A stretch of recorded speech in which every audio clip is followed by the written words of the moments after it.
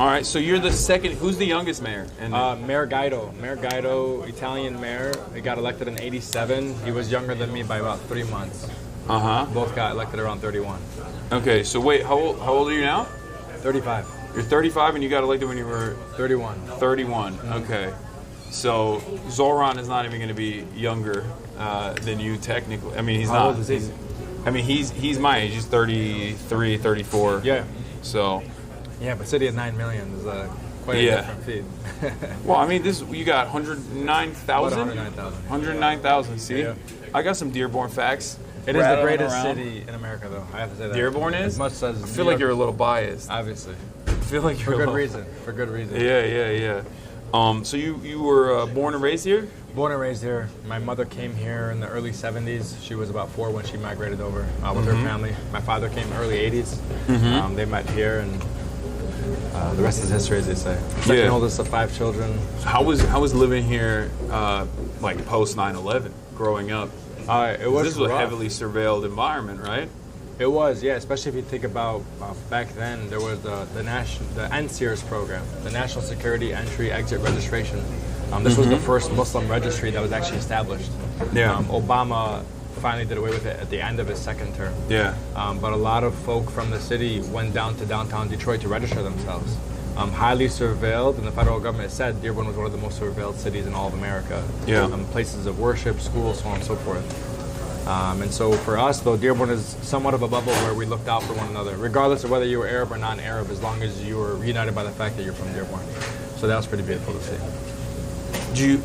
I feel like, given that there's a big Muslim community here, one thing that I was talking to some people about was the fact that like many people in Michigan are just like they're aware of like Arab culture, Muslim culture in general. So there's like less discrimination towards that. I feel like in your travels, you've been around, I assume.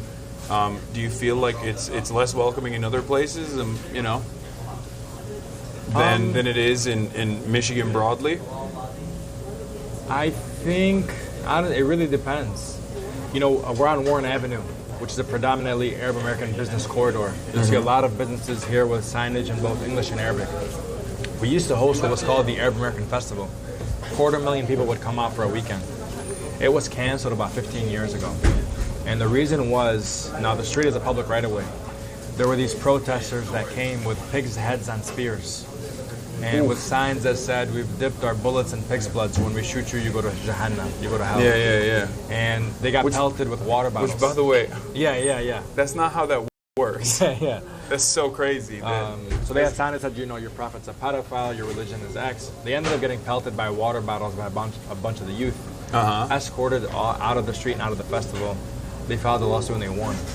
And as a result, the city canceled the festival. And That's it's been crazy. gone for quite some time. So racism shows its face in various forms. That's the direct form. And they were Michiganders? These were, I can't speak to who they were, if they came from out of town or not. Okay. So, Marsh, they're saying that the audio is a little bit low on the mayor's side. the hoodie? Yeah, you can put it on the... Oh yeah, it might be. Yeah, it was facing the wrong way. You gotta have that. Yeah, that side up. Yeah. That should be fine. That's better. Is that better? Yeah. Just a little bit here. Try that. Perfect. So, I mean, that's crazy experience. Like you were young when that was happening. Yeah, I was a teenager. But Yeah. even then, a lot of us post 9/11, whenever we left the city as teenagers, we gave ourselves nicknames. I wasn't shouting, Abdullah in some other cities. And even at 16, we went to a neighboring city. They had a city festival.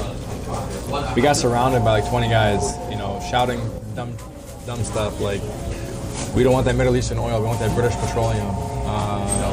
Flicking cigarettes at us.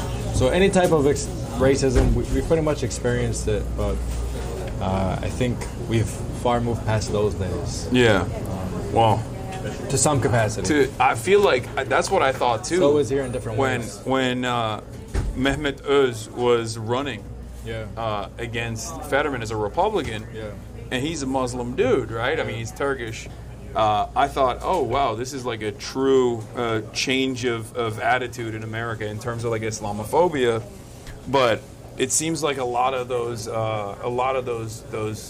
attitudes were just kind of, they weren't necessarily left behind. They weren't completely eradicated. They were just like waiting for an opportunity to strike. Because I feel like post October 7, that, at least in my experience, I've seen that repackaged Islamophobia pretty aggressively. Oh, absolutely. And for some reason, when it's racism against Muslim people, it's a phobia, as opposed to something else. I can tell you in 2021, when we ran for office, in the general election, ran against a non-Arab, non-Muslim. His slogan was that he would be the mayor for all of Dearborne. Oh yeah. And that somehow, indirectly speaking to the fact that I could not be a mayor for all of Dearborne. Yeah, you were there just for the Arabs, Correct. just for the Muslims. Correct. And people forget Dearborne is 60% minority, so 55% Arab American, 5% Black, Hispanic, 40% white. So very diverse city. So let's talk about.